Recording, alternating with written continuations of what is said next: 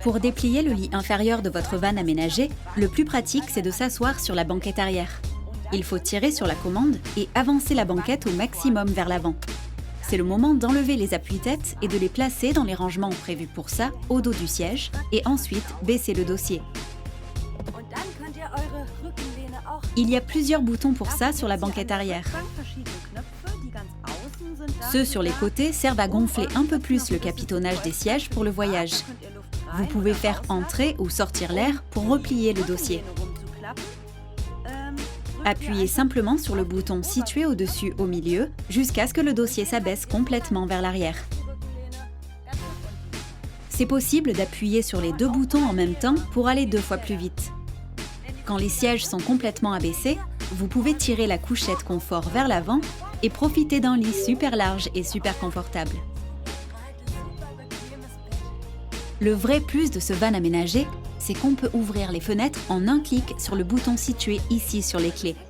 Ensuite, il suffit de les faire glisser et de charger le van aménagé, profiter du paysage ou admirer le ciel étoilé.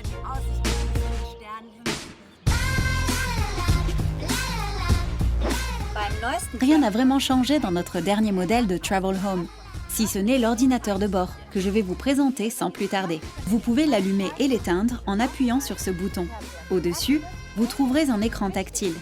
Pour voir s'afficher les fonctionnalités les plus importantes de votre véhicule, cliquez sur le van aménagé Mercedes-Benz. Puis, en cliquant ici, vous obtiendrez une vue d'ensemble sur ses multiples fonctions.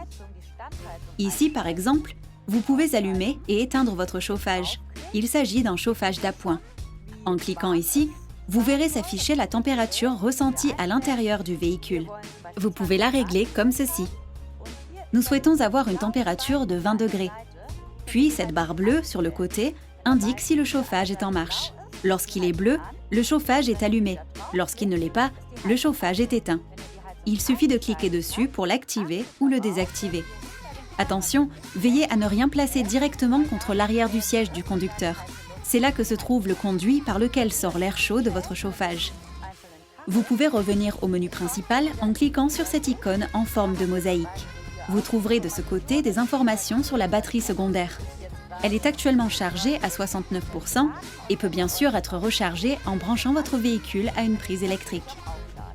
Puis ici, vous trouverez votre glacière que vous pouvez allumer et éteindre en cliquant ici. Si la barre est bleue, la glacière est allumée. Si elle ne l'est pas, la glacière est éteinte. Nous allons l'allumer à nouveau et sélectionner l'un des différents niveaux de froid. Le niveau 3 convient toujours. Juste en dessous, vous trouverez des informations sur le réservoir d'eau douce. Vous pouvez voir que notre réservoir d'eau douce est vide. En cliquant encore en dessous, vous pouvez voir le réservoir des eaux usées. Il est également vide en ce moment. À la fin de votre voyage, pensez à bien vider ces 2 réservoirs. Ici, en cliquant sur « Toit relevable », vous pouvez déployer et replier votre toit relevable. Il est indiqué qu'il est nécessaire de tourner la clé en position d'allumage 2 pour pouvoir déployer ou replier son toit. Attention, veillez toutefois à couper le contact après avoir effectué votre opération. Sinon, vous risquez de vous retrouver sans batterie.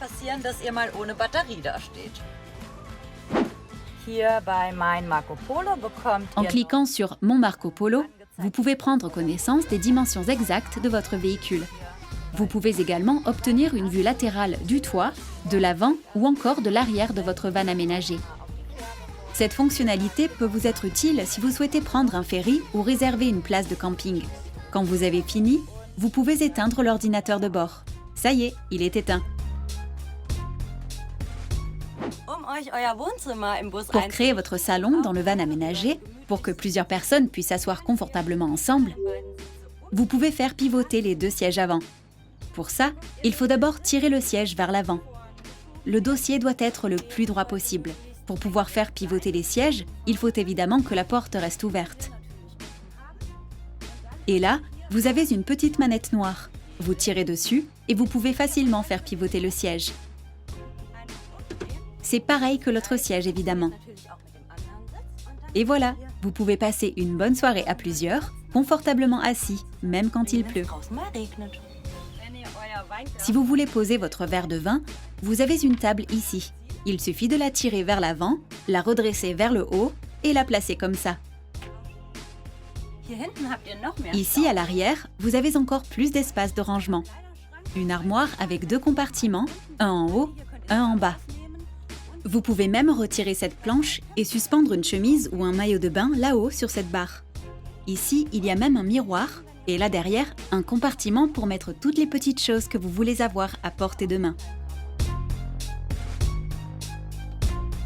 Dans ce tiroir ici, sous la banquette arrière, il y a encore plein de choses utiles que nous vous fournissons. Par exemple, un bidon d'eau ou des caches occultants pour des fenêtres, un câble électrique ou une balayette.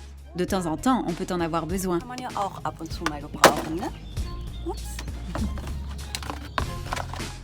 Parfait pour une ambiance romantique.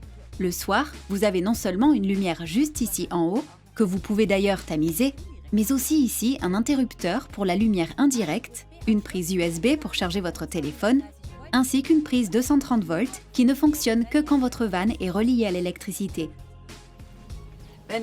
Si vous avancez complètement la banquette arrière pour charger le van, vous avez beaucoup de place pour des gros bagages à l'arrière. Dans votre van aménagé, vous avez non seulement 2 chambres, mais aussi un salon et une cuisine. Ici, tout à gauche, il y a un gros réfrigérateur de presque 40 litres. Vous pouvez y faire rentrer beaucoup de choses. Ici, vous avez 2 plaques de cuisson à gaz et juste à côté, un évier avec robinet, où vous pouvez faire la vaisselle ou vous laver les dents.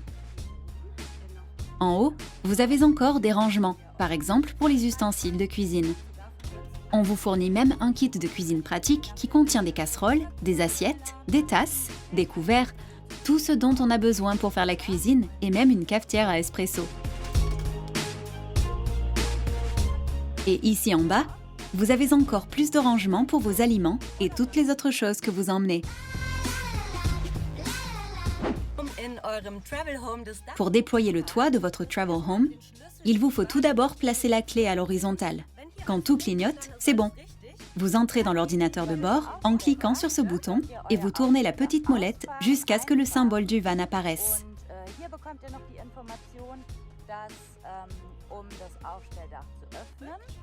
Vous cliquez dessus, l'affichage est ici en haut et vous continuez d'appuyer jusqu'à ce que le toit soit complètement remonté. Vous voyez tout de suite que vous avez beaucoup plus de place dans votre van et il vous faut aussi plus d'air. Donc c'est bien de toujours avoir au moins une fenêtre ou la porte ouverte quand vous déployez le toit. Il faut bien que l'air vienne de quelque part pour remplir l'espace en hauteur. Très important, maintenant que votre toit est ouvert, il faut absolument couper le contact, sinon votre batterie sera rapidement complètement vide. Et pour replier le toit, c'est avec ces 2 boucles que ça se passe. Il faut détacher les languettes ici et le toit commence à se replier vers le bas. En haut ici, vous avez un lit super confortable avec un sommier en latte et suspension, avec 2 lampes de lecture LED.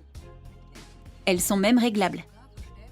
Vous pouvez choisir entre plusieurs niveaux d'intensité et il y a 2 fenêtres avec moustiquaires. Vous profitez toujours de l'air frais sans avoir de mouches ou de moustiques dans votre chambre à coucher. En plus de l'air et de la lumière, vous avez aussi là-haut un câble USB qui vous permet de charger votre téléphone. Dans chaque Travel Home, vous avez un équipement pour l'extérieur bien pratique inclus. Ici, par exemple, une table que vous pouvez détacher et utiliser à l'extérieur, 2 chaises de camping, une moustiquaire pour les vitres avant et 2 cales. Si vous êtes garé sur un sol pas tout à fait plat, vous pouvez simplement les placer en dessous du véhicule. Et c'est ici que se cache le pommeau de douche. Sous l'étagère, vous avez la bouteille de gaz. Vous en avez besoin pour faire la cuisine.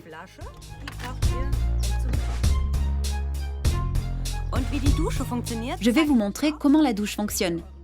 Vous avez un pommeau de douche que vous pouvez fixer ici. Ça fait clic. Et ensuite, vous faites basculer l'interrupteur. Vous entendez tout de suite que l'eau commence à arriver. Et c'est parti pour une douche rafraîchissante.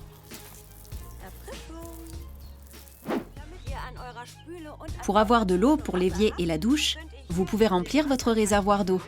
Nous vous fournissons un bidon exprès pour ça.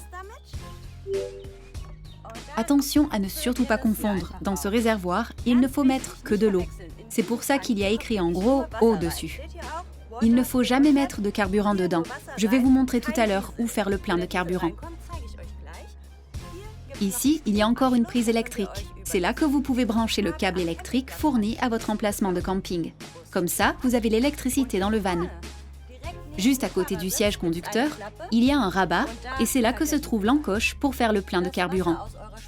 L'eau de l'évier est stockée ici en bas. Pour l'évacuer à la fin du voyage, il y a des endroits dédiés dans la plupart des campings. Vous allez à cet endroit, vous tirez sur le levier noir vers l'avant et l'eau s'écoule sous le van. Quand tout est vide, il suffit de remettre le levier en place. C'est le même fonctionnement pour l'eau douce. Si vous en avez encore dans le réservoir, vous tirez sur cette commande et l'eau s'écoule par ici. Quand c'est vide, il suffit de remettre la manette en place.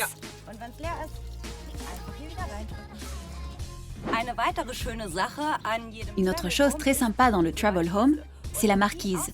Pour la déployer, vous aurez besoin d'une tige que vous trouverez sous la banquette arrière, dans le tiroir.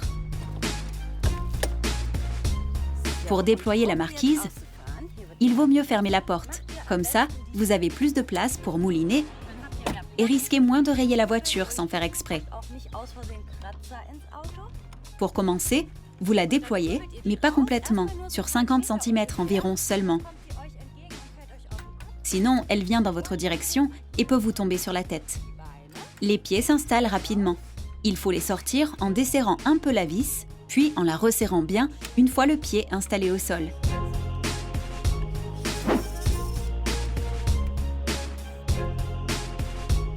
Comme ça, quand les deux pieds sont fixés, vous pouvez continuer à dérouler la marquise tout en avançant les pieds petit à petit.